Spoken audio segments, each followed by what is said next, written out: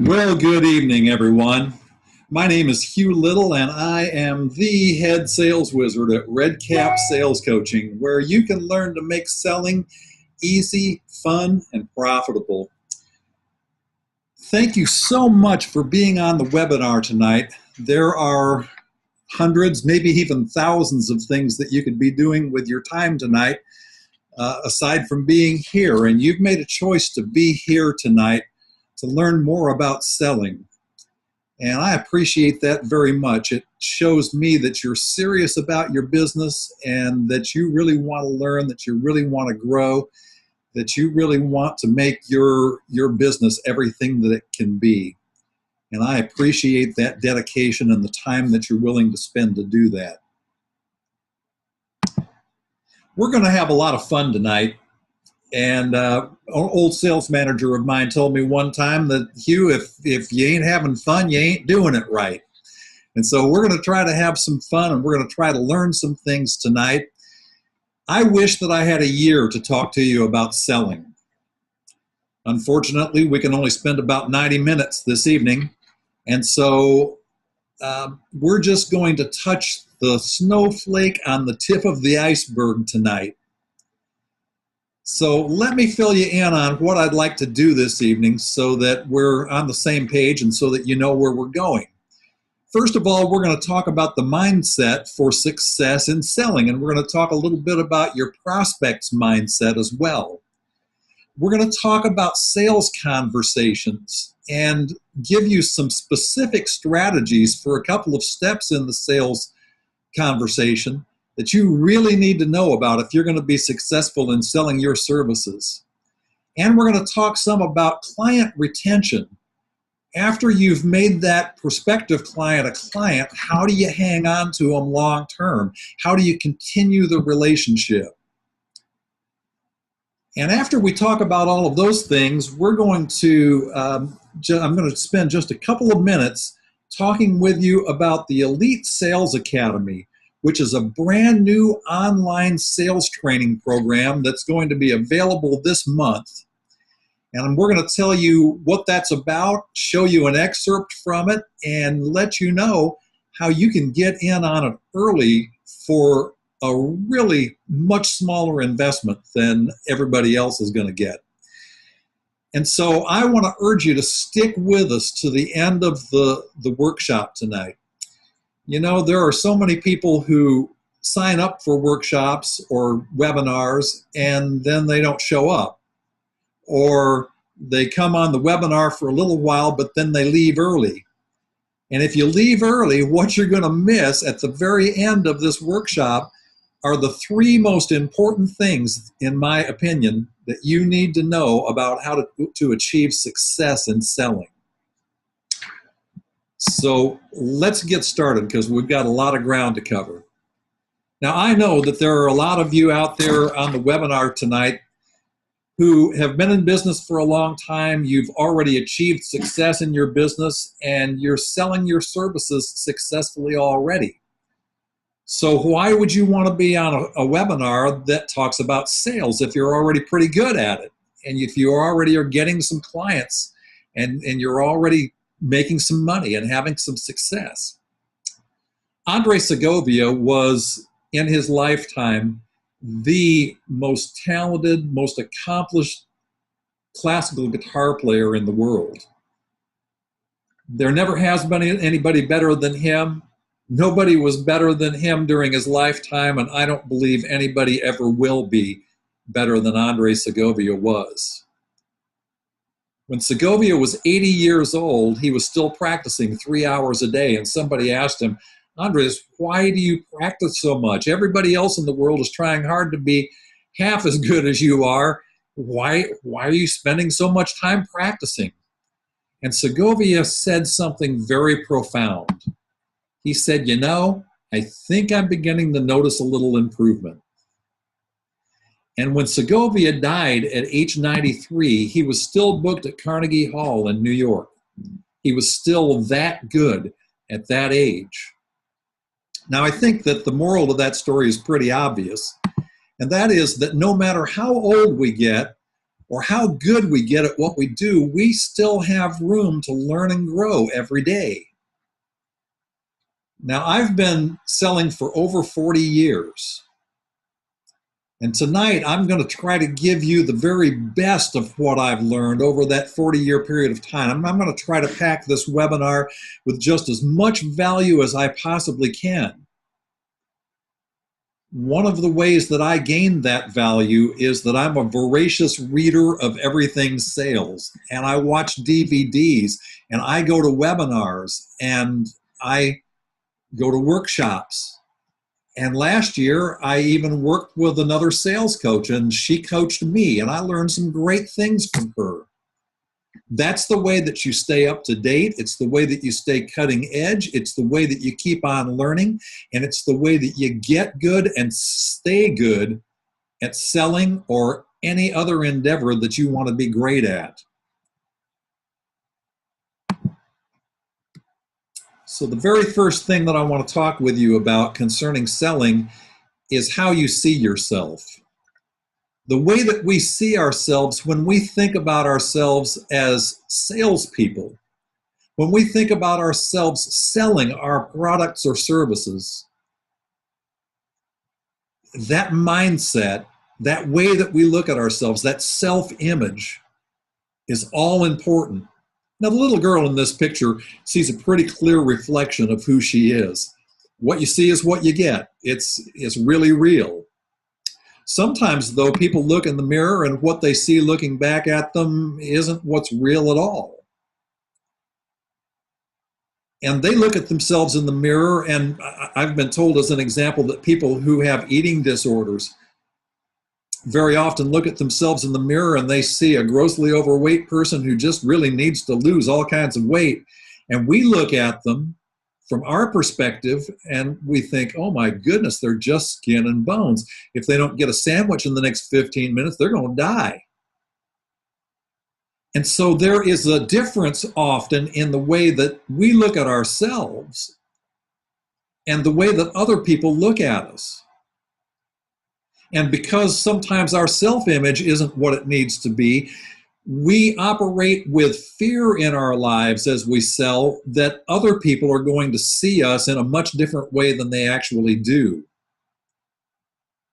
So when you think about yourself as being the seller of your product or service, not as the business owner, not as the great marketing genius, not as somebody who knows a whole lot about a specific area, but when you think about yourself as the seller of that knowledge or that expertise or that service or that product, and you look in the mirror of your mind, is this the guy you see?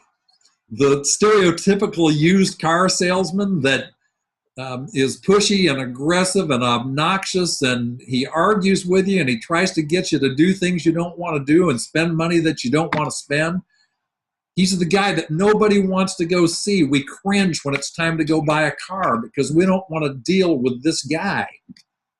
And that's the stereotype. Now, what's actually true is that one of the best experiences that I've ever had with a salesperson is when I bought a car. And this car salesman was awesome. I've never had so much fun buying anything as I had with this car salesman. He was terrific. And so not everybody in the car industry is this guy that we're looking at right now, but there certainly is a history of that, and some people still are that way. Or when you look in the mirror of your mind and you think about yourself as the seller of your product or service, do you see yourself as this guy? Talks and talks and talks and talks, and you can't get him to shut up, and you can't get rid of him. And I love the guy back in the corner going, ah! You just want to tear your hair out. In fact, I tore all of mine out. That's why I don't have any. But is that the way that you see yourself? Or maybe is that the way that you're afraid that other people might see you if you ask them for an appointment, if you ask them to buy, if you ask them for a referral, if you answer an objection that they have? Are you afraid that they're going to see you as pushy, aggressive, obnoxious, loud, talks too much, can't get rid of them. Sometimes when salespeople are going out to have a sales conversation, they're thinking about selling as being a competition where somebody has to win and somebody has to lose. And man, I better win because I need the commission. And I got to talk them into doing what I want them to do. Is that the way that you see sales conversations when you go out to sell? Or maybe are you afraid that that's the way your prospective client sees the sales conversation? That somebody has to win, somebody has to lose, and that losing for that person means to tell you yes and buy your service. And they don't want to do that, so they're going to tell you no. They're going to do everything that they can to win the game. These are two of the best salespeople I ever trained. I was working at a dairy up in Longmont, Colorado, and I was the sales manager, and these were two of my salespeople. Look at those two faces. Do they look like a couple of people that would be fun to hang out with? I'll tell you what, they really are. They're pleasant. They're just as nice as they can be. They're funny. They're still really good friends of mine, and I talk to them on the phone from time to time. We email back and forth. We're on social media. I see them every time I go up to Colorado, and they just are wonderful, wonderful people. When you think about yourself as being the seller of your product or service, are you thinking about yourself as a person that anybody would love to sit down and have a conversation with? That you're somebody that's pleasant, that's attractive, that's just happy and fun, and that people love to be around? I hope that's the way that you're seeing yourself in the mirror of your mind. And if you do, have no fear. Other people will see you in just exactly that same way. Very often I hear salespeople, and especially business owners who have to sell their product or service, I hear them say, well, I don't really want to sell anything. I'm not a salesperson. I just want to help people. I just want to serve people. Or maybe they'll say, oh, I don't want to sell. I just want to teach people. I just want to educate them. I just want to help them know all of the good things that they need to know in order to be successful. But I really don't want to sell. I want you to think about something. You may be the greatest marketing genius in the entire world. You may have strategies that help your clients get noticed and remembered. You may have ideas that nobody else in the marketing industry has ever heard of. You might be able to produce an absolutely incredible website for somebody. And you know what? If you don't have any clients to work with, it doesn't do one bit of good. You have to be able to sell. And even though many of you on the call tonight are people who are marketing coaches and you own marketing companies, there's a big difference in being able to bring people to a website or bring people to the table into a business. There's a difference between that and being able to successfully sell to that person when you're talking with them on the phone or talking with them face to face and you're actually having a sales conversation. Those are two different animals. You have to sell and you have to build the clientele in your business if you want your business to be successful. There's just no two ways about it. There's no way around it. You have to be a salesperson. So if you're going to be a salesperson, if you have to do that, you might as well learn how to do it right, and you might as well get really good at it. And I want to suggest to you folks that if you're running a marketing business or if you are a marketing coach, you owe it to yourself, you owe it to the employees of your company, you owe it to your prospective clients and to the clients that you already have, and you owe it to your family to be the very best salesperson you possibly can be.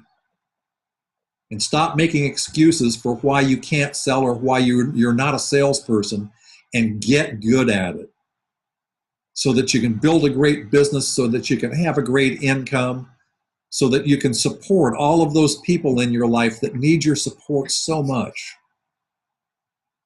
And I want to see you do that. I want to encourage you to do that. It blesses my heart when I see people that become really, really successful and build great businesses, great enterprises, and they're so good at what they do. And a part of that is to be great at selling. And that's what we want to talk about tonight. Now, one of the reasons that very many people have challenges selling is because they don't know what to say. And it's absolutely vital, if you're going to be successful at selling, that you know what to say, that you know how to say it, and that you know when to say it. There was a study that was done in 1964 at UCLA, and it was a study about communication of ideas and emotions. Now, I don't recall, I can't tell you the name of the professor that did that study, because even if I could remember it, I might not be able to pronounce it correctly, because it's a Middle European name. And you can look it up on Google, though. You can just Google 1964 study on emotions and it'll come up. And the results of that study were intriguing, because what they found out is that only 7% of what goes on in the communication of ideas and emotions has to do with the actual words that are said. 7%, that's all. Now, is that 7% important? Absolutely. You have to say the right words, but that's only 7% of the process. Another 38% is the way that you say what you say. The voice inflection, the tonality that you use. And more than 50% has to do with body language and facial expression. And so you have to know what you're going to say. You need a script. Now, I can hear some of you out there already. A script? I don't want to have a script, because I don't want to be tied down. I want to be able to wing it. I just want to be able to take the conversation wherever it goes. And I would suggest to you that if you are not scripted, if you don't know exactly what you're going to say, you're not going to be successful at sales on a consistent basis, or at least not anywhere near as successful as you could be. Other times people will tell me, well, if I have a script, then I'm going to sound scripted. I'm going to sound canned. It's going to sound like I'm reading something. The great Zig Ziglar said, if your sales conversation sounds canned, you need to recant it.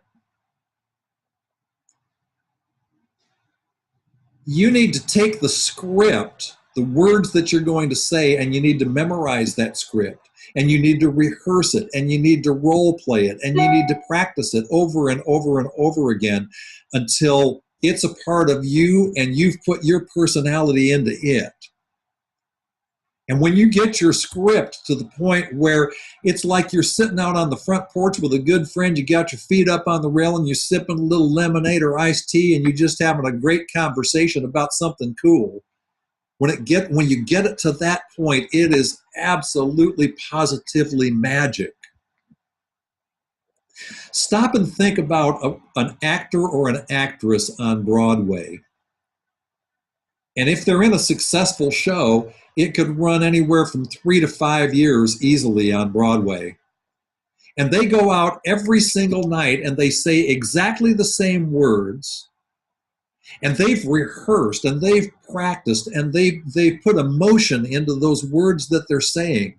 And they've said those words over and over and over again. And they do that every night, 5 nights a week. They do it twice on Saturday and twice on Sunday. Now, what if after a couple of years, one of those actors or actresses in that play said, I am so bored with this script. I don't want to do this script again tonight. I'm just going to go out and wing it tonight. I'm just going to say whatever comes into my head. How successful would the show be that night? And if it didn't stop, how successful would the show be overall? It'd probably close down pretty quickly because it would be a mess. It's the same thing with your sales conversation. If you don't know what you're going to say, you're not going to be confident. You're not going to be efficient. You're not going to cover the points that you need to cover. You're not going to be able to respond appropriately to the questions and to the comments that your prospective client makes. It's going to be a mess. You're not going to do it well. You have to put yourself into that script. You have to put your personality and your emotion into that. Think about the movie A Few Good Men. When you think about that movie, what's the line that everybody remembers? The truth, you can't handle the truth. Jack Nicholson said that when he was being questioned by Tom Cruise on the stand. And Nicholson put so much energy and so much emotion, and he practiced that line so much and got it where it was absolutely perfect, and it just evoked emotion. It made that whole movie, and it's one of the most memorable lines in all of the history of film. The truth, you can't handle the truth. What if Nicholson had done that line and just said, the truth? Well, you can't handle the truth. It wouldn't be memorable at all. Nobody would remember it if he had done it that way. And it's the same way with scripting your sales conversation. You have to be enthusiastic. You have to put your emotion, you have to put yourself into that script. And I guarantee you it will not sound canned when you get done with it. Your sales conversation needs to include 8 steps if you want to be successful at selling. And those steps need to be in order because one of them builds upon another. And if you skip any of the steps, it messes it all up. It doesn't work well. So what I'd like to do now is I'd like to show you a little excerpt from the Elite Sales Academy. I mentioned that earlier. It's a brand new online sales training program that we've developed, and it's going live this month.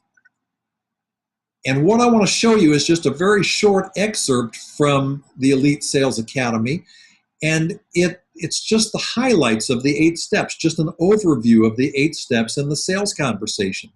So we're going to take a look at the video, and then we're going to come back and we're going to talk in some detail about that. Hey there. Welcome to the Elite Sales Academy. What I'd like to do is take you through the 8 steps in a good sales conversation. We'll be repeating this information at the beginning of each one of the modules that follow because I want you to become very, very familiar with this material. The reason it's important to do that is because if you at some point lose your place in a sales conversation and you lose your words, if you know what the overview is, if you know how a sales conversation is structured and you're so familiar with that it's like second nature, it's very easy to pick up and start again at the place where you left off. Here are the 8 steps in a good sales conversation. The first step is to build rapport. That means that you give your prospect the opportunity to know you, like you, and trust you so that they can comfortably buy from you. You do that by asking good questions, finding out about your prospect and about their life, and finding common ground. When you've established rapport, the next step in the sales conversation is to establish a verbal agreement. The verbal agreement is the table of contents. It deals with what's going to happen in the rest of the sales conversation, what you're going to talk with them about, what questions you're going to ask them at the end, and what's going to happen if they say yes and if they say no. When When you've established the agreement, you can move on to step 3, which is to determine your prospect's needs. You do that simply by asking lots and lots of good open-ended questions that let you know where your prospect is, what they need, and what they want. And then you can go on to the next step and help them find a solution to the challenges that they have or the goals that they'd like to attain. When you've clearly explained what's in it for them to do business with you, you are ready to ask them for the sale.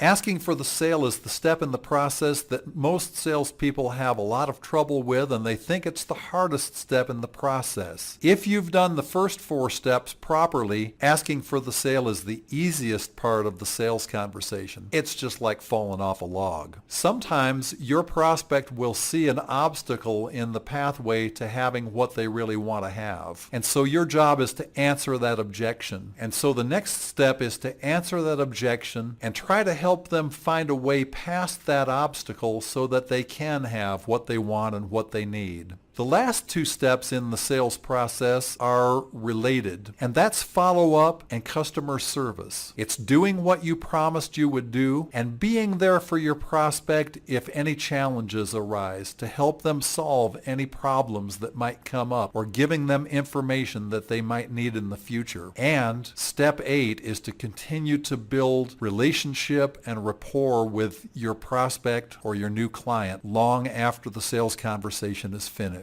So those are the 8 steps in the sales conversation. Now, we're going to talk about 2 of those steps. We're going to talk about asking good open-ended questions to determine what your prospect needs and wants. And we're going to talk about the solutions, about the value statements that you share with your prospect. And I want to start off by telling you a little bit about emotion.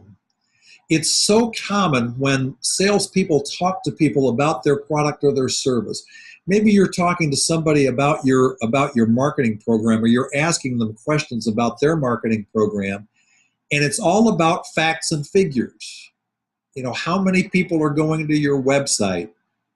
How many social media sites are you on? How many fans do you have on your Facebook page? How many people are you connected with on LinkedIn? What kinds of things have you done marketing-wise up until now? And all of those kinds of questions are surfacey. They have to do with facts and figures. And where we have to go in our sales conversation, if we're going to be successful at selling, is we have to get down underneath the facts and figures, down to the emotional level, down to where that prospect really lives. We have to find out what they think and what they feel and what their problems are and what their goals are and what their situation is. And the reason we have to do that is because decisions are made in selling.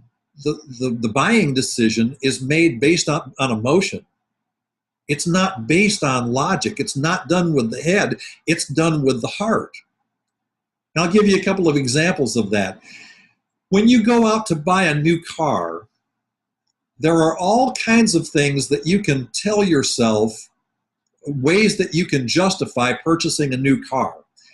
Well, my old car it's getting to be kind of a rattle trap, and it's probably going to die pretty soon. So, I think I probably should get a new one. And I want something that gives me really good gas mileage. And I only get 15 or 16 miles to the gallon with my old car, and I can probably get 19 or 20 with my new one. And I looked at a lot of back issues of Consumer Reports, and I found out that this car I want to buy, it's got one of the best safety ratings on the road. So I think I really have to have a car that's safe. It's only logical to do that. And those are all logical reasons to buy a car, but they're not why you buy a new car. Come on now, be honest. You buy the new car because you don't like the way that the old one looks anymore. It's not pretty like it was when it was new, and it doesn't smell as good either, probably. And you're tired of it. You're bored with it. You want something different. You want something new. You want something that you can take pride of ownership in. that you feel really good when you're out there driving it around and you see people look at your car and you can just tell that they're envious, and all of your friends are saying, wow, that's a really cool car. That's really cool that you've got a new car. And you see, that's all emotional. That has to do with feeling. And that's why people buy automobiles. It has nothing to do with the logic. Now, they justify it with the logic later. Now, I'm going to be a little bit politically incorrect because I'm a really old guy and I can. So, ladies, when you go out to buy a new dress or a new coat or a new purse or a new pair of shoes, if you're going to justify that purchase logically, you will say, oh, those are last year's things and they're kind of out of style. And so I probably need to get something new, and they'll probably wear out pretty soon, and so I need to get something new. And boy, that dress or that coat, it's really well made. It's just the finest quality material, and it's going to last for years. And I can buy this now, and I won't have to buy another one of these for years if I buy this one. And none of those is the reason that you're buying that dress or that coat or those shoes or even that piece of jewelry. You are buying that because it looks cute on you. Come on, you know that's true. You look good in it, and people compliment you, and you feel really, really good when you're wearing that new dress or you're wearing that new coat. And it's not that you don't already have coats and dresses and purses and shoes. You do. And you could get along with the old ones if you needed to, just like you could get along with your old car if you needed to. It still runs. It'll still get you from one place to the other. But you see, you buy the new one because you love the way that you feel when you're driving the car or when you're wearing the clothes. And so it's an emotional decision.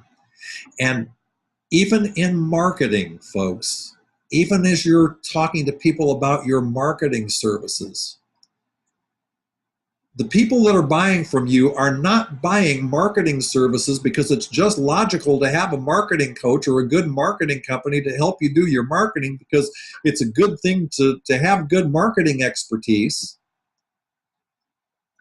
It's not even because you can help them put really cool things on their Facebook page or their LinkedIn page or on their website, or you can send out really nifty emails. That's not what they care about. What they care about is the result that they're going to get that impacts their life in some really significant, amazing way. It makes their life better. It makes their life easier. It makes their life more productive or profitable or peaceful. It makes them happier. And so it could be anything from, I don't want to mess with social media, and I know that the kinds of results that I can get from social media are awesome. I don't want to mess with it. I have other things that I want to do and need to do, and I want to free my time up so I don't have to do that anymore. And what they want is free time, or they want the revenue that's going to be created. They want results. It's I think it was Zig Ziglar who said that the guy who goes in the hardware store to buy a 1/4-inch drill bit doesn't want a 1/4-inch drill bit. He wants a 1/4-inch hole in the wall. He wants the result.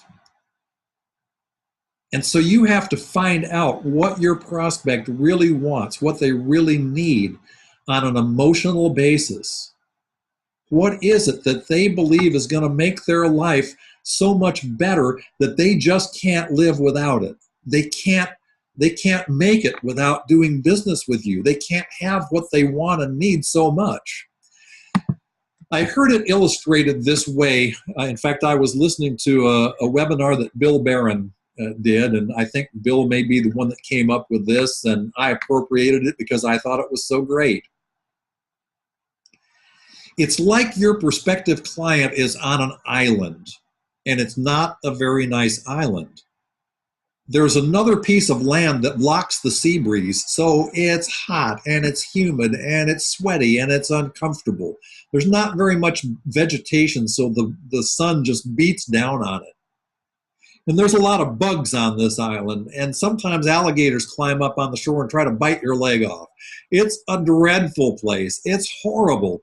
And your prospective client wants off of that island. They want to get off of that island so badly they can just taste it. They would do anything. They would pay anything that they possibly could to get off of that island and not have to be where they are anymore. Now, from where they are, they can see another island. And that other island is absolutely fabulous. There's a wonderful sea breeze, and the temperature just stays comfortable all year round. There are beautiful shade trees with hammocks strung between them. And you can lay up in that hammock and read a book or take a nap or just look out at the beauty of the sea and just relax. And there's a little waiter or waitress that comes along, and they have these wonderful, fabulous hors d'oeuvres and these tremendous, refreshing drinks that are available to you 24 hours a day. And there's no bugs, and there's no alligators. And your prospect wants to be there. They want to be there so much that they can just taste it. And they would do absolutely anything that they could. They'd pay anything that they could to be there. It's the ideal. It's everything that they ever wanted. And they're stuck over there on the horrible island, on the atrocious place that they want to get out of so bad. Now, the challenge is that they don't really know how to get safely from where they are to where they want to be. They don't know how to get from one island to the other. There's rough water out there, and they don't really know how to swim. And even if they could swim, man, there's some vicious sharks out there in the water that can just eat them up. And they don't want to drown, and they don't want to get eaten up, and they're just stuck on that island not knowing what in the world to do. And here's the best part, y'all. The best part is that you have the boat that can get them from the island where they are to the island where they want to be. You're the captain of the ship. You know how to navigate those waters. You know how to get from one island to the other, and you know how to get there really, really quick. They don't know, but you do. And your services are the boat that takes them from one island to the other. So they have a website that they paid tons of money for, and nobody visits it. They don't get any business from it. And they're so stinking frustrated they can hardly stand it. They want to be selling on their website. They want people to visit. They want people to stay. They want people to buy there. And you know how to do that. They don't. They need you, and they're willing to pay you. They're willing to pay you a princely sum to get them from where they are now to where they really want to be. There's not enough people in town who know where they are.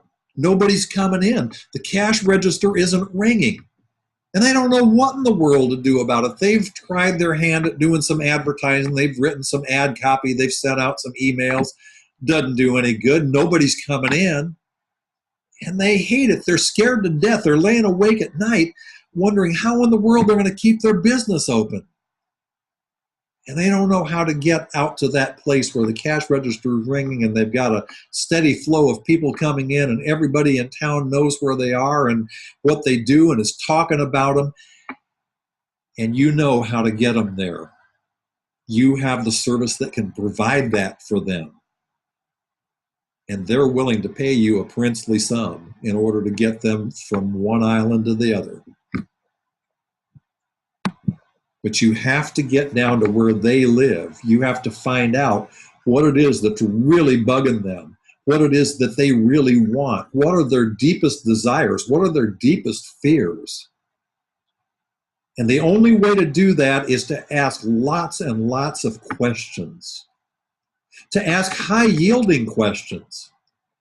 Now, high-yielding questions are simply questions that are open-ended. They can't be answered yes or no. So when your prospect answers your question, they have to give you information. They have to tell you how they feel and what they think and why.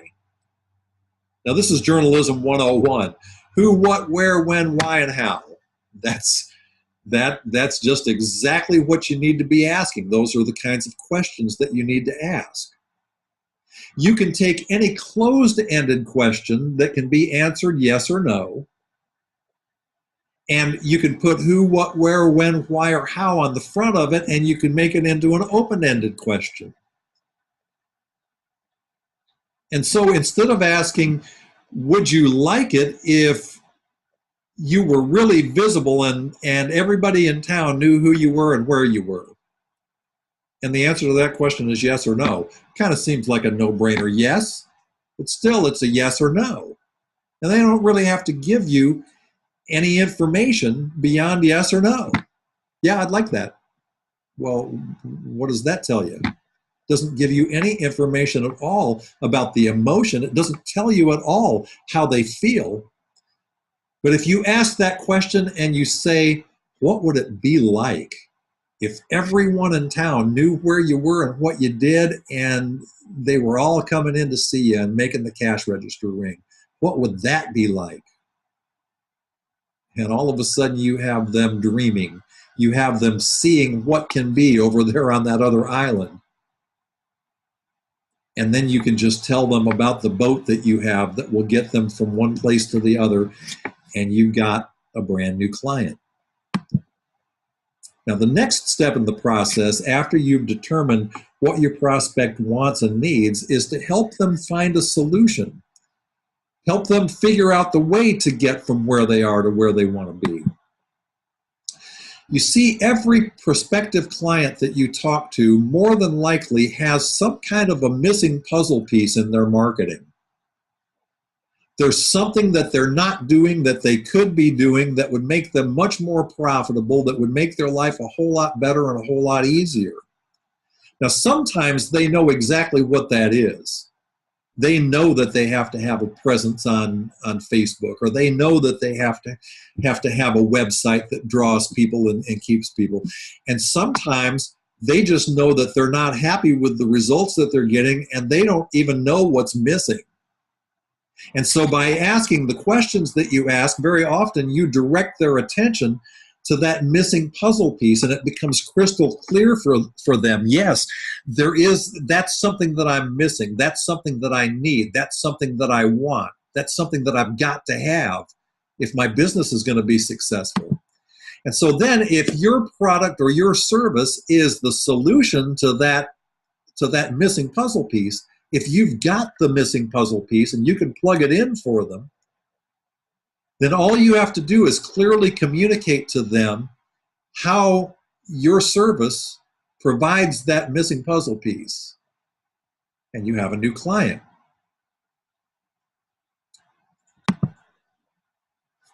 What most of your competition out there is doing is what I call the wee-wee syndrome. And the technical term for it in sales coaching jargon is show up and throw up. And it goes like this. Oh, we've been in business for the last 25 years, and we just have the best marketing ideas in the entire world, and we're so much more cutting edge and so much better than those other marketing firms out there, and we have great customer service, and we get great results for our clients, and we've got a great deal for you. And it's we all the way home. I really hate to break this to you because it's not a pleasant thought.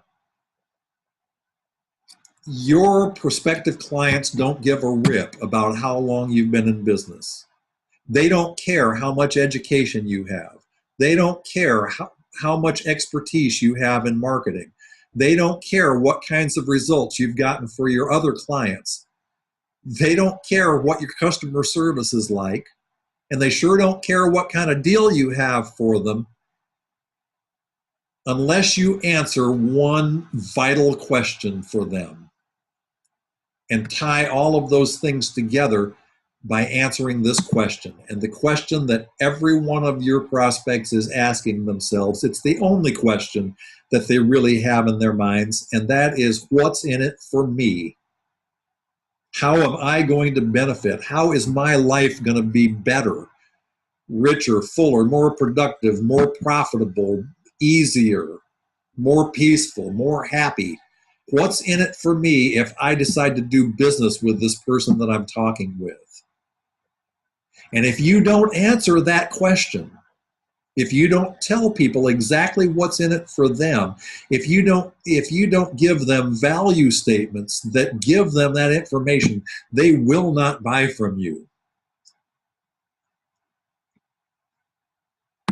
And so when you're sharing your value statements with your prospective client, use you statements. You can have, you can get, you can do, you can enjoy, you can learn, you can be, you can, whatever is appropriate.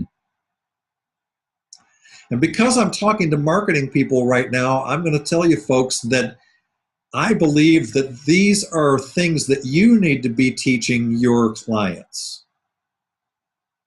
This is something that they need to do in their marketing.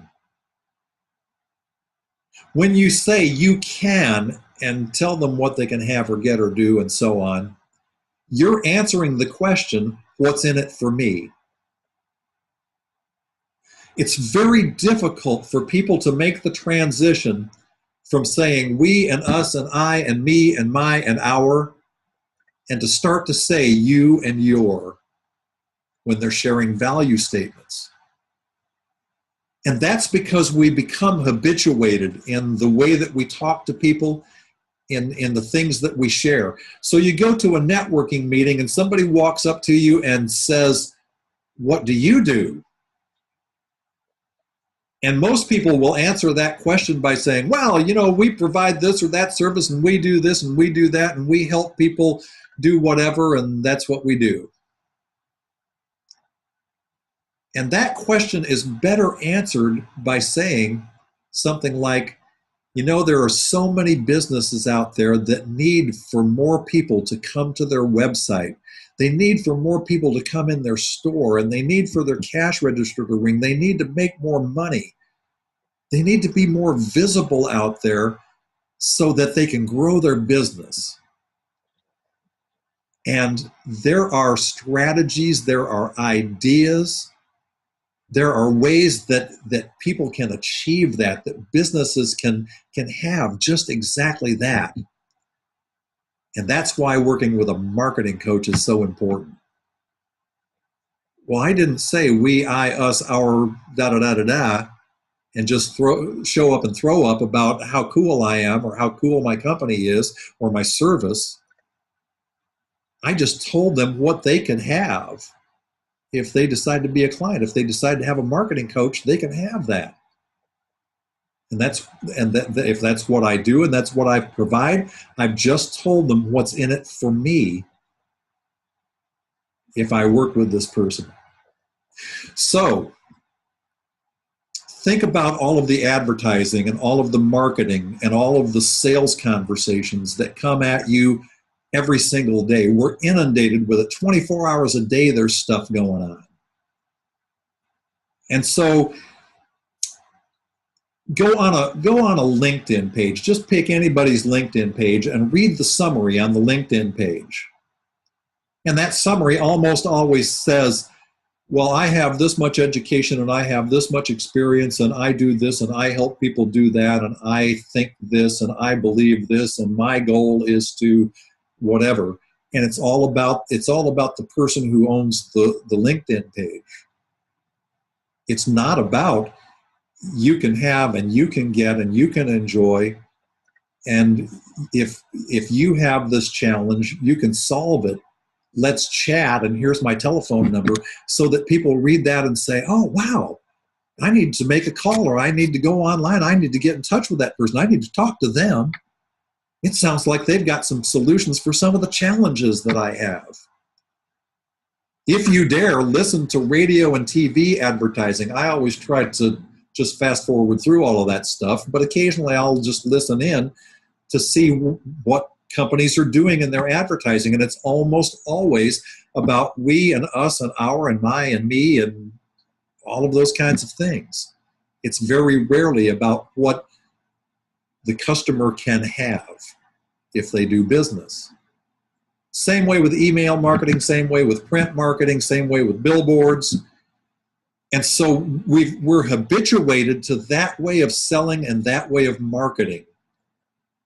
And I believe so strongly that in this day and time, right now in 2014, we have to change that. If we want to change our fortunes, if we want to change our sales, if we want to change our results, we've got to start doing it differently.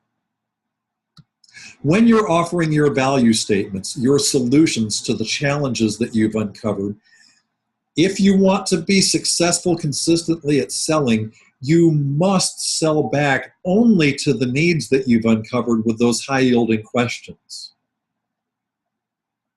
So if someone is just concerned about their website and they really want help with their website, they want to sell through there, they want people to visit that website and stay on the website for a long time, and they want them to respond to that.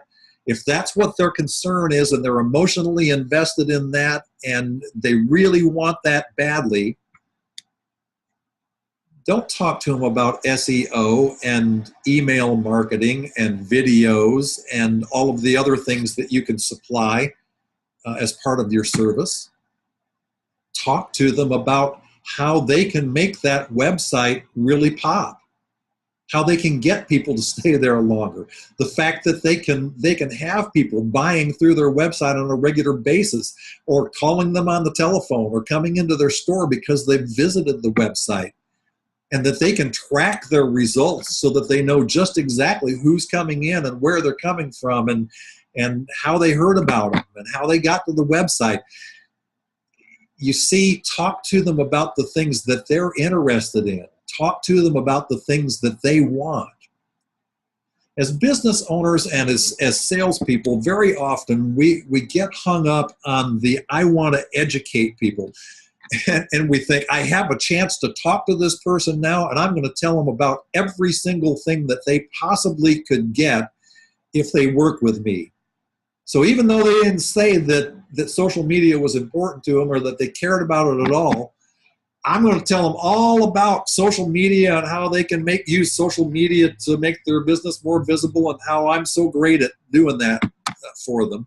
I'm going to tell them all about that just in case that's the thing that makes them decide that they really should work with me. They didn't say they were interested in it, but maybe they want to know about that.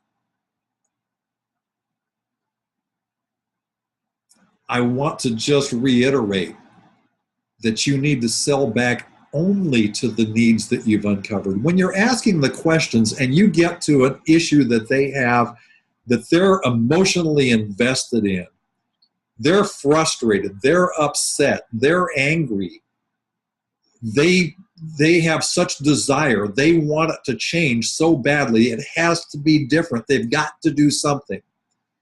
You put a great big old asterisk right next to that question and that response, and that is what you sell back to. That's the value statement that you share with them. That's the strategy or the service that you talk with them about, and that you tell them that they can have what they want, and that that's what's in it for them if they work with you, that they can have that. Now, the objection that I always get when I talk about this is, well, what if I don't tell them something important and it really is something that they're interested in and they want to know about it, but I don't cover that? If I don't tell them about everything, what if I leave something important out? And my response to that is a story that I'm going to tell you. It's about little Johnny. Little Johnny was outside playing with a friend of his, and he came running in the house. His dad was sitting in the lazy boy reading the newspaper, having a cup of coffee and just relaxing on the weekend. Johnny ran up and said, Dad, I need to ask you a question. And Dad says, well, okay, Johnny, what is it? Johnny says, Dad, where did I come from? And Dad looks at him and thinks, oh my goodness, this kid's only 4, and he's already asking me where he came from? Well, kids are awful sophisticated in this day and age, and they're growing up awful fast, so I guess if he wants to know about that, I better tell him.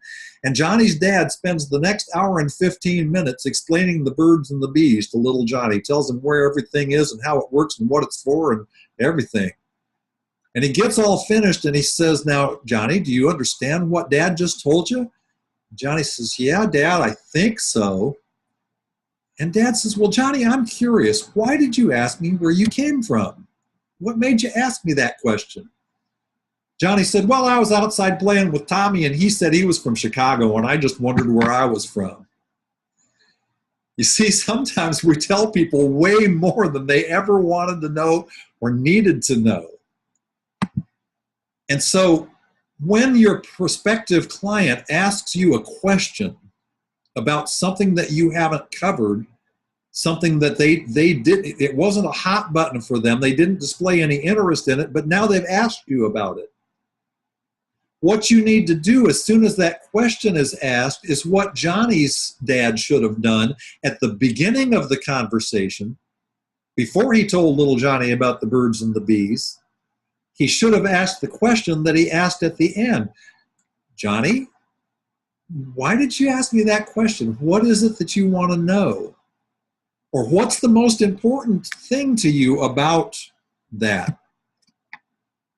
So the subject of social media hasn't come up until you've kind of gone through the value statements that about things that they were interested in.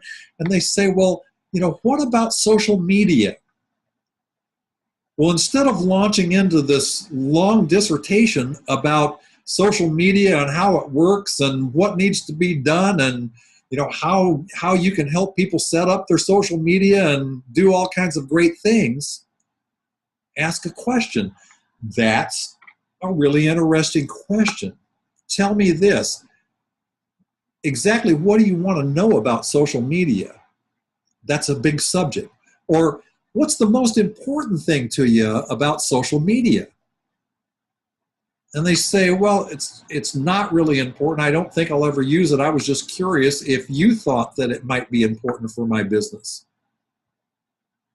And you might tell them, the answer to that might be, right at this point, it's probably not. It's probably what you said about, and you take them right back to the thing that was their emotional hot button, the thing that they really care about.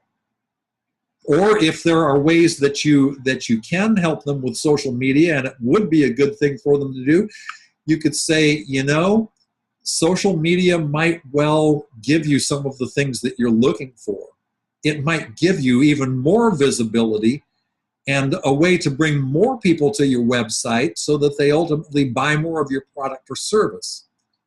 And that's certainly something that we can discuss in detail and that we can work on in the process of developing your social media strategy together. And so you've answered that question very briefly. You've answered it very succinctly. You've told them what they want to know. And now you can go on with the sales conversation and you can ask them to become your client. I want to talk to you a little bit about retaining the customers that you gain for yourself. And I want to talk about some threes. The first thing is, when you're selling your marketing services, I would suggest very strongly that you offer your prospective client 3 different options, that you offer them 3 packages, if you will. The first package is the lowest priced package. It's the one that's the least money out of pocket right now. And it has some great features and benefits, and it's something that'll really help them. And their investment is only X number of dollars to have those wonderful things that they said they wanted. Option number 2 has all of the things that option 1 has in it, but it has other things in it too. There are additional benefits. There are additional features. There are additional services that you offer with that. And so it's more money out of pocket. It's a larger investment. and it also includes a savings. So you get everything that you get in package one, and you get all of these other services too. And if you were to invest in each of those things separately, you would be investing X number of dollars. If you invest in package number two, you get the whole package, and it's only X number of dollars, and you save $300 by investing in package number two. Package number three is the Cadillac. It's the most money out of pocket, and it has the most benefits, the most features, the most services involved in them, and it also has an even larger savings. Now, there are a number of reasons that it's important to do that. First of all, when you do that, when you ask that person for the sale, you can make a recommendation. You can say, based on our conversation, it seems to me that option number two might be your best choice because of the price point, because of the services that it offers, because it's a great fit, because it solves the problem that you said you wanted to solve, or it helps you get the goal that you said you wanted.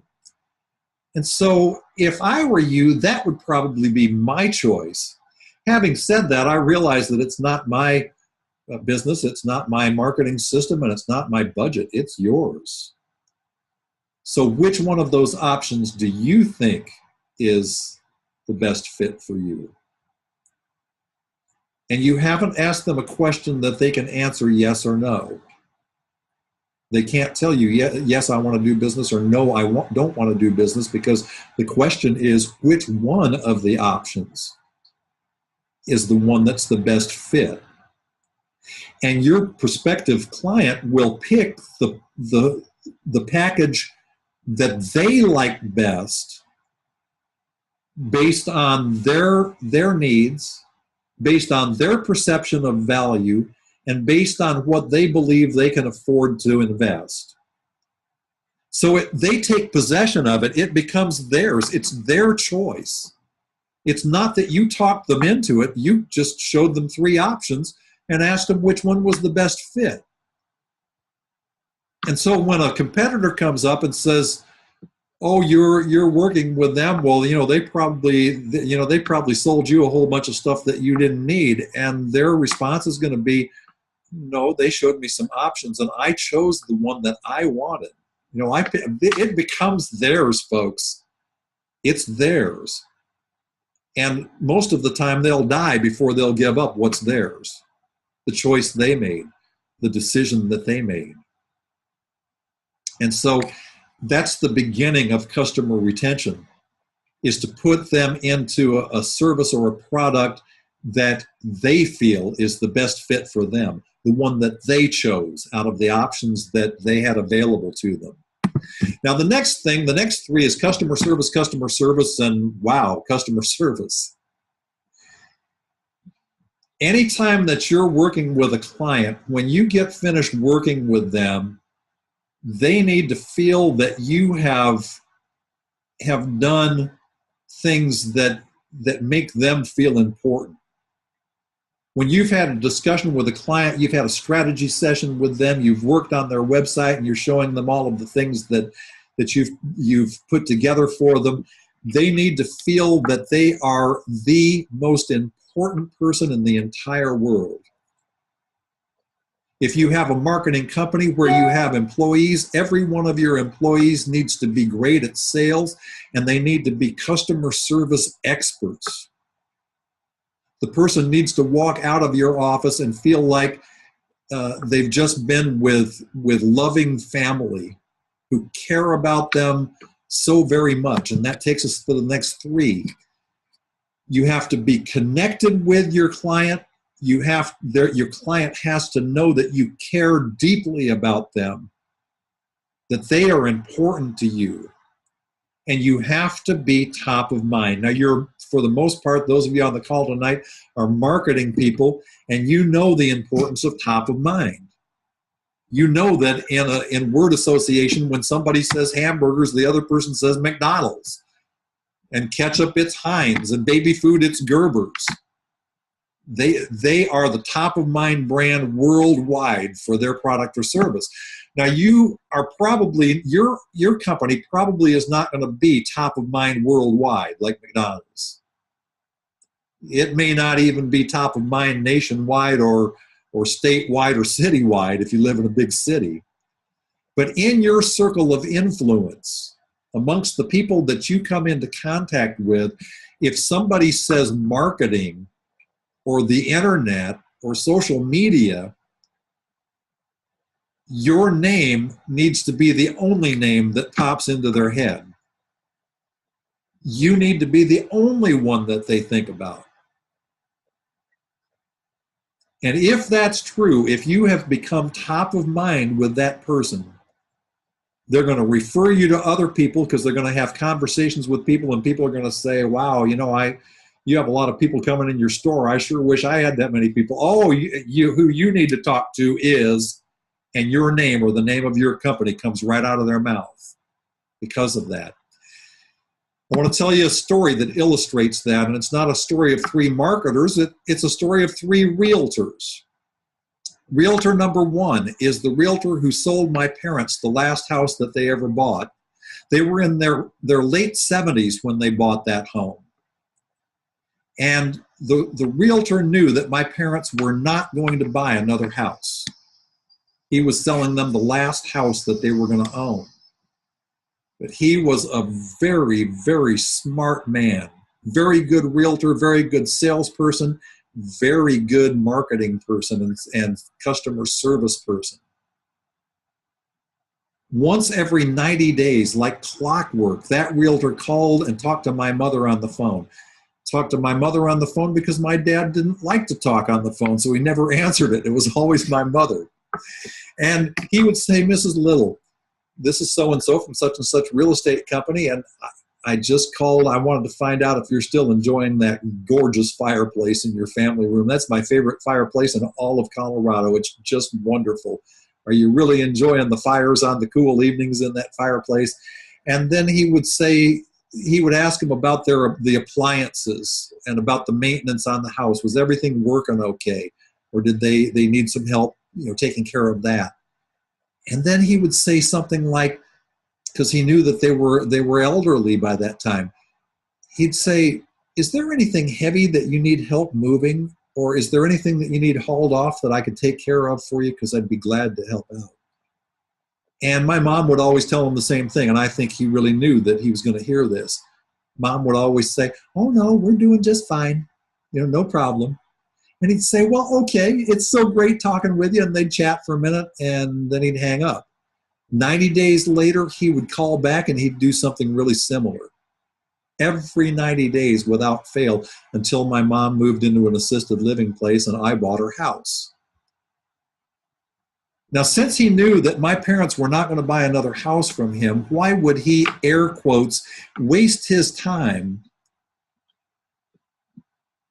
calling my mom once every 90 days to talk to her?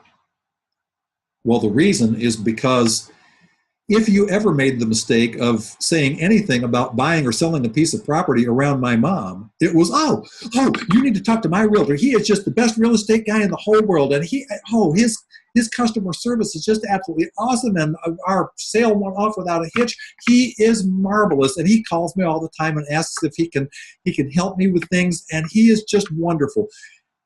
Where my mom was concerned, there was not another realtor on the face of the earth. This guy hung the moon. He could do absolutely no wrong.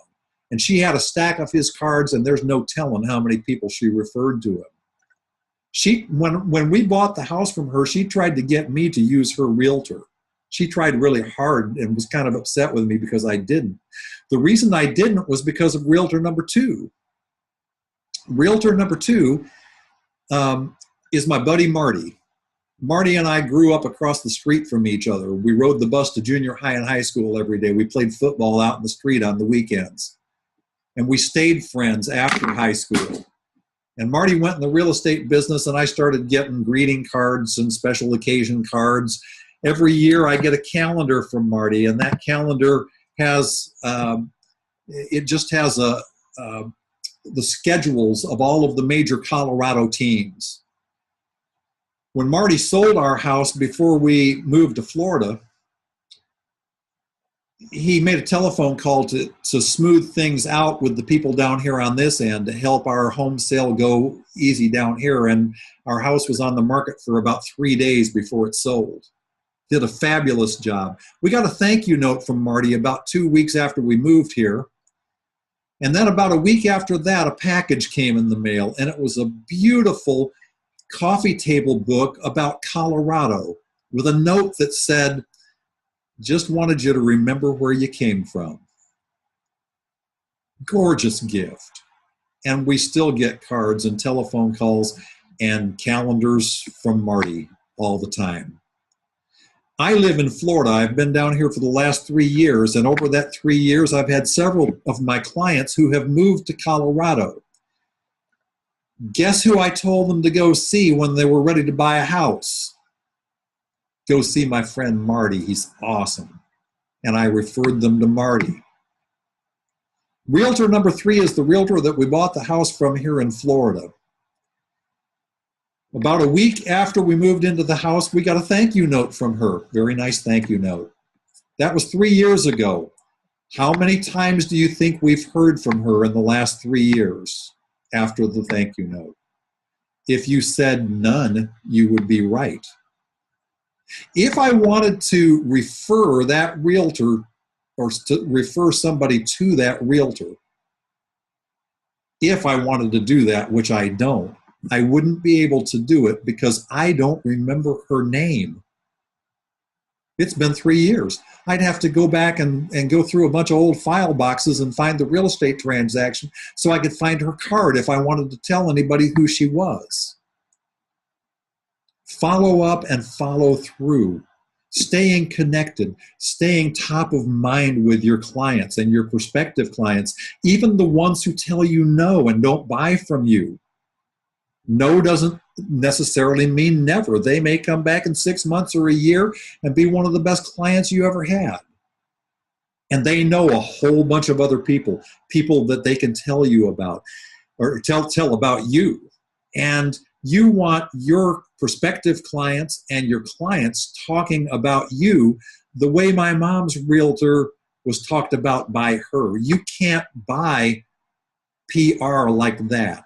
And all it cost that realtor was a 5-minute telephone conversation once every 90 days to have that kind of advertising, marketing, and PR going on. I highly recommend it. You know, I call myself the sales wizard, and the reason I'm the sales wizard is because I've been selling for over 40 years, and I made tons of mistakes, and I learned slowly but surely what not to do.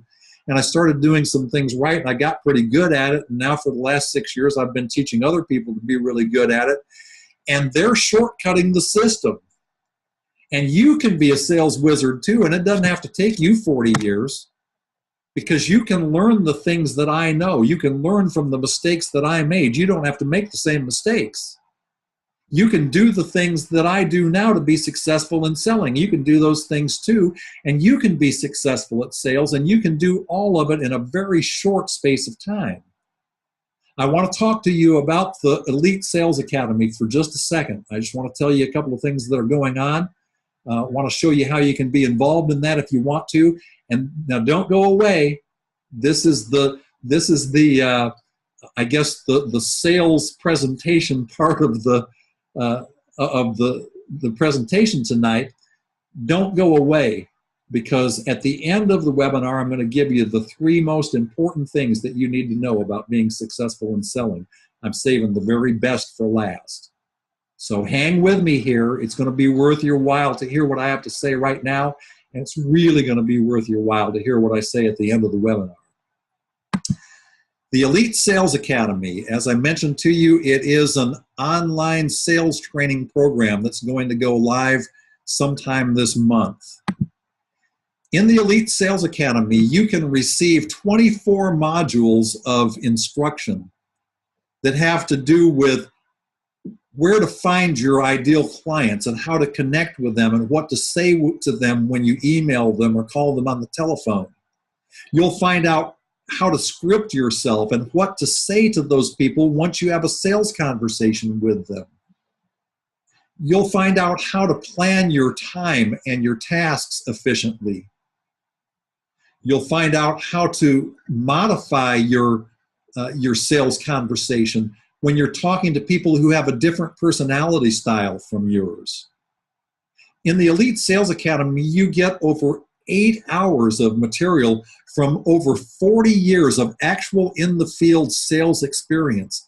This isn't stuff that's theory. It isn't stuff that's out of a book. It's stuff that's been tried and tested and found to work and found to bring success. One of the really cool things about it is that you can study and learn at your own pace in the privacy and comfort of your home or your office. You don't have to get on a plane and travel someplace to learn about these things. You don't have to go to somebody's office. You don't have to have anybody come into your office.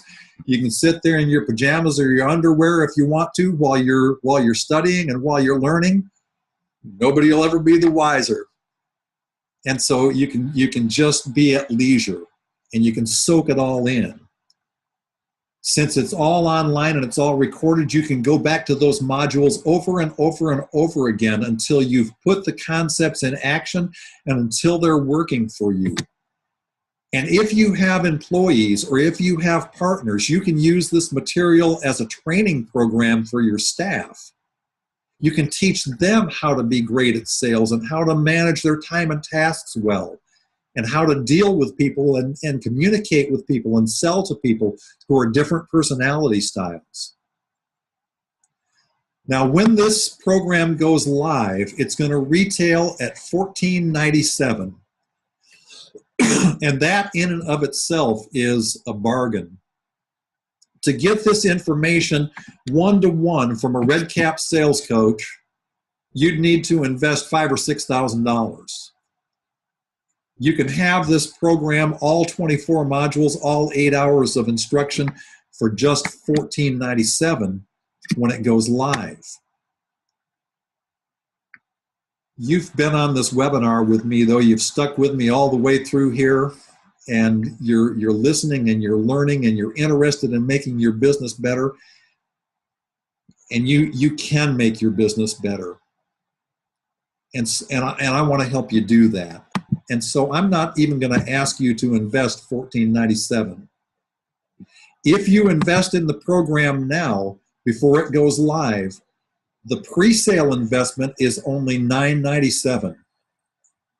And you save $500 right off the top just on this portion of the program, just on the training modules. You save $500. I wanted to make it even better for you, though. $500 savings isn't too bad.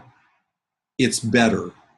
You get more than that because there are 5 bonuses that I'm going to throw in. And by the way, to enroll in the program, all you have to do, it's so easy. Just go to redcapsalescoaching.com. There's a tab right up at the top that says Elite Sales Academy. Click on that tab and you just go right down to the bottom of the page. There's an explanation of what's in the program. You go down to the bottom of the page, click a button, and you can enroll in the program, and you'll be all set to go as soon as everything's set up and ready to go. You will be ready to start studying and learning and getting great at sales and becoming a sales wizard in your own right. Bonus number 1 is the new edition of my book, Take the Icky and Scary Out of Sales. You get a copy of that. I'll sign it for you, and it is a textbook that you can use in conjunction with the videos, and it will help you go step by step in putting together the scripting for your sales conversation, knowing what to say, knowing how to say it, knowing when to say it. Bonus number 2 is a members-only site. On that members-only site, not only are you going to have access to the 24 modules, the training program, and not only are you going to get the autographed book, but you're going to get white papers and blogs and other videos from me, from other Red Cap sales coaches, from other business people that I'm associated with, people who are my power partners who have expertise in business and success and marketing and sales. And you're going to just be able to soak in all of that information every week right in that membership site. Another feature in that membership site is going to be a weekly 20-minute online group call with me or one of the Red Cap sales coaches. We'll answer a question or questions that have been submitted to us the previous week, something that somebody has a question about as far as their sales conversation or a challenge that they've run into or something that they want to know about. And we'll answer that question, or we'll take a topic and we'll give you some information that will help you up your game in selling your product or service. Bonus number 4 is a complimentary 45-minute conversation with the sales wizard. That's me. And during that 45-minute conversation, we will talk specifically about your business and your sales. We'll talk about what's working for you and what's not working for you. We'll talk about the challenges that you have. We'll talk about your goals, and you'll get tips. You'll get specific strategies. You'll get specific ideas that you can turn around and use that very same day in your business to start increasing your sales and your revenues. And bonus number 5 is a private Facebook group that you can be a part of. And in that Facebook group, you are going to have access to a ton of people who are in that program and on that site from all kinds of different businesses. You'll be able to ask questions on that site and not only get input from the Red Cap coaches, but get input from all of these other smart business owners who have expertise in different fields. You'll be able to connect with them and individually. Some of them, if they're in your local area, may become your clients, or if you work virtually and you work nationally or internationally, anybody on that site could become your client. They could become a power partner. They could start referring people to you. And so it's a tremendous value to be involved in that kind of group. Almost every successful business that I know of, those people are in business for themselves, but they're not in business by themselves. They have other people that they talk to, other people that give them input, other people that they learn from, other people that they can go to when they have challenges. And that's what this private Facebook group can do for you. And so that entire package, the 24 modules for only $9.97, all of those bonuses that I just mentioned to you, that whole package is yours for only $9.97. It's a tremendous bargain. It would literally cost you thousands and thousands of dollars if you purchase those on an individual basis. You can have the whole thing, the whole package, for less than $1,000. Stop and think about what your average client invests with you. If something that you learn in this program helps you just get one more client or 2 more clients that you wouldn't have gotten without having this information, you have paid for the program, and now it's total investment time. And for the rest of your life, the rest of your business, you're receiving revenue all the time, every day, every week, every month. It's coming back to you over and over and over again because you made that small one-time investment of $9.97.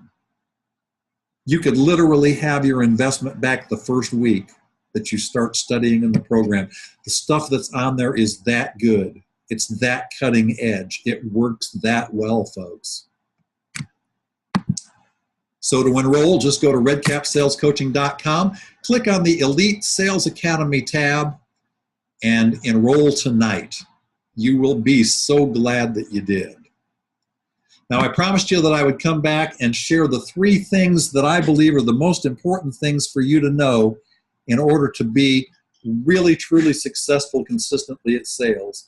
And the first thing is what you focus on. When you have a sales conversation, you must be focused 100% on your prospect. If your focus, even part of it, is on how much money you're going to earn, how much money is going to come into your business if this person becomes your client, your focus is in the wrong place.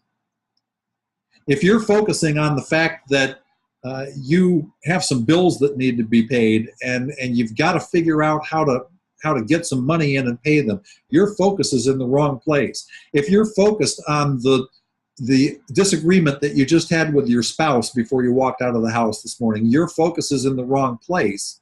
If your kids are driving you nuts and you're thinking about that, you're in the wrong place. Your focus is the wrong place. If you're thinking about what you're going to do later on tonight, some fun thing that you're off to do, if that's where your focus is, it's in the wrong place.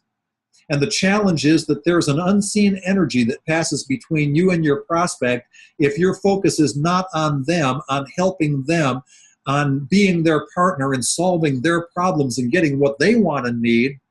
They feel that, they sense that, and they won't buy from you. You've had it happen to you. You may not have known the psychology behind it, but you've had it happen to you.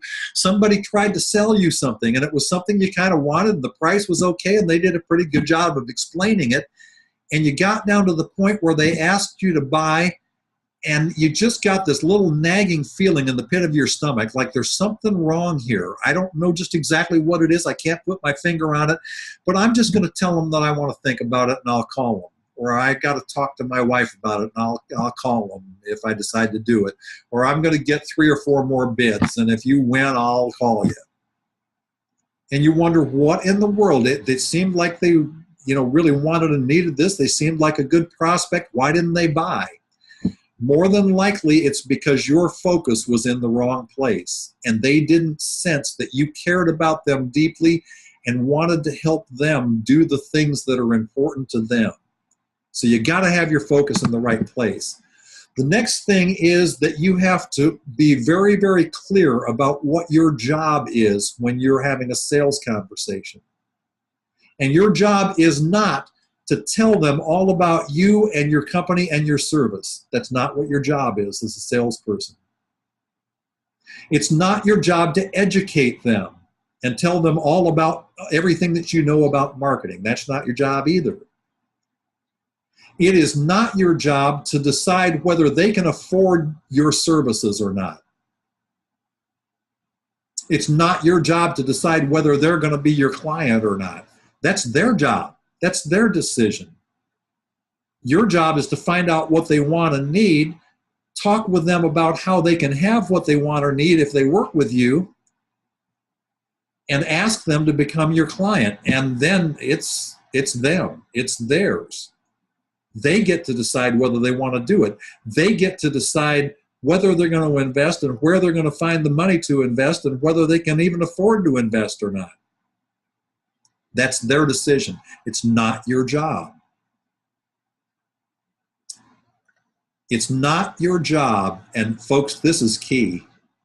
If you don't remember anything that we talked about tonight other than this, I want you to remember this one thing. It is not your job to get your prospect to do what you want them to do. That's not your job at all. Your job is to help them do what they want to do. And the difference in those two things is vast. Let me repeat that one more time. It's not your job to get your prospect to do what you want them to do or what you think they should do even. It's your job to help them do what they want to do and what they need to do, what they're passionate about, what they feel is important. And the last thing is, don't do sales presentations, not in this day and time, not unless you're presenting to a Fortune 500 company, and even then it might not be a good idea. What people are looking for now in salespeople is somebody that they can have a real, genuine conversation with, somebody who's just really real with them and has an in-depth conversation that really shows an interest and asks good questions and just has a conversation.